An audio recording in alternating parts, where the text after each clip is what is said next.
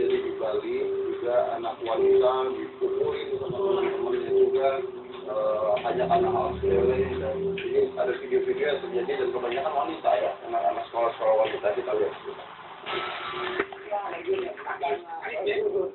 Hadis ya. Itu apa sih?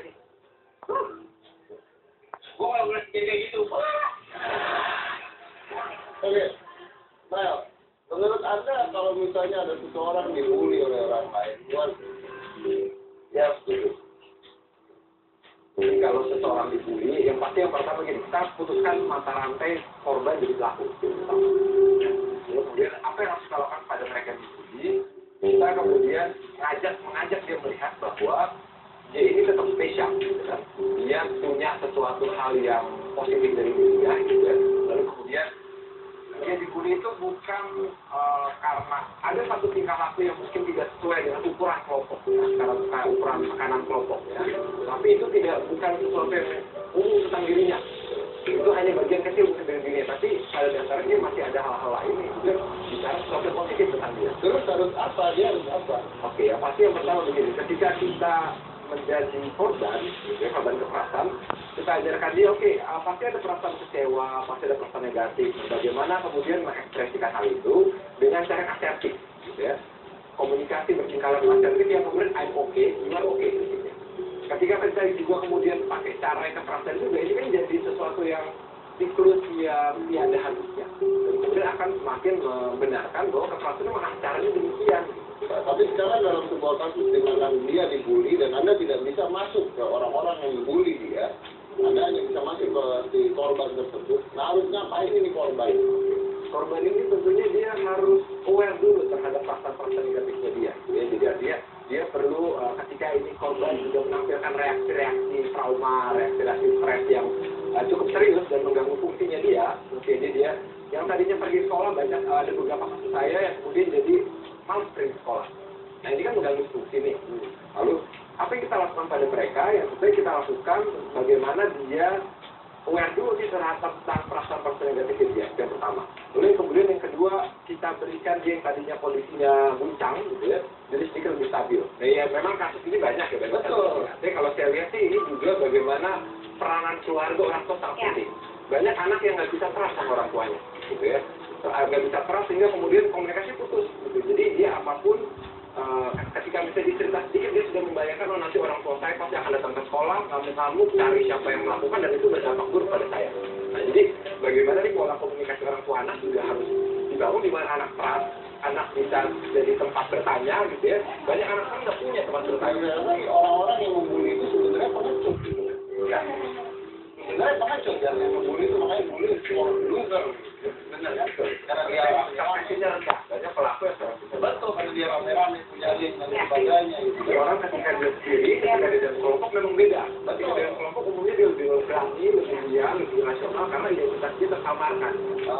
Ada sebuah tayangan juga bahwa ada anak gemuk itu dibully sama beberapa temannya dan sebagainya, sampai akhirnya itu anak kepepet dan diangkat juga harus kemudian dijatuhin ke tanah, selesai pembuliannya.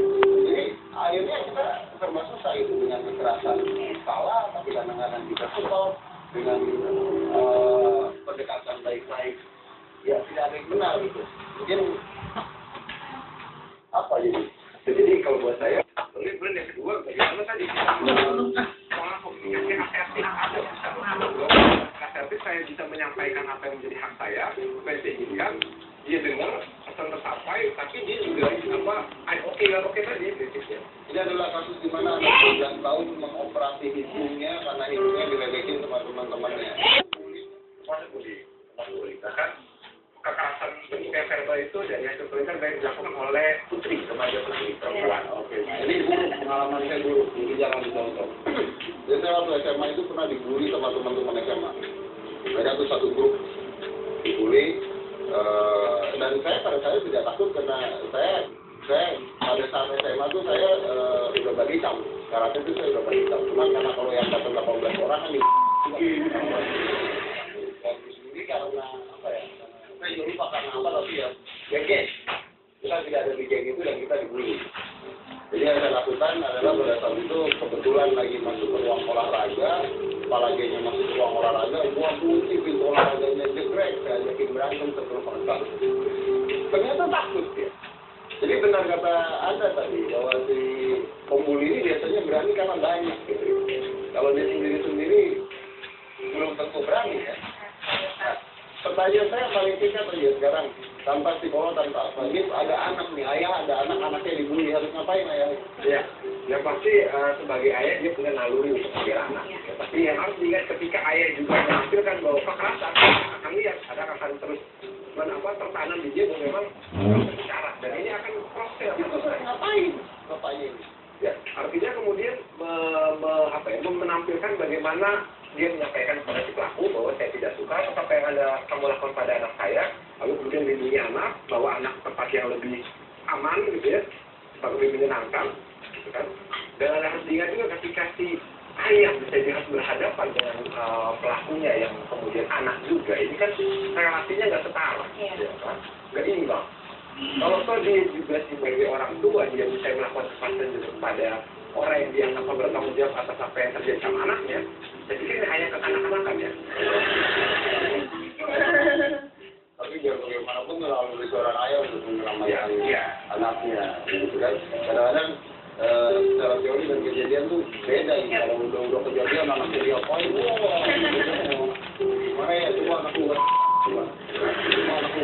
nanti Berani. nggak boleh marah. Oh iya. Pendekatan asal sih. Anak itu sekarang begini.